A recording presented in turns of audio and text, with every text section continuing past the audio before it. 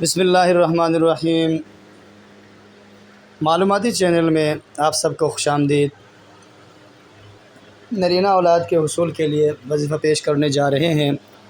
وظیفہ پیش کرنے سے پہلے ایک ہی ریکویسٹ کریں گے آپ لوگوں سے، چینل کو سبسکرائب کریں، ویڈیو کو شیئر کریں اور کمنٹس میں ماشاءاللہ لکھ دیں۔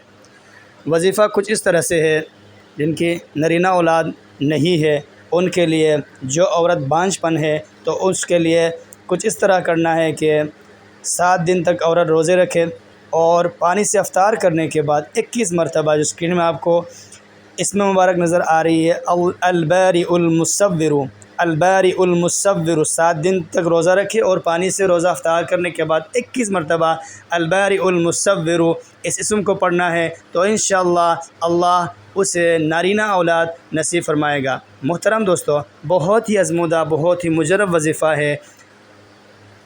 اس ویڈیو کو آگے لوگوں تک صدقہ جاریہ سمجھ کر پہنچانا ہے۔ جزاک اللہ خیر۔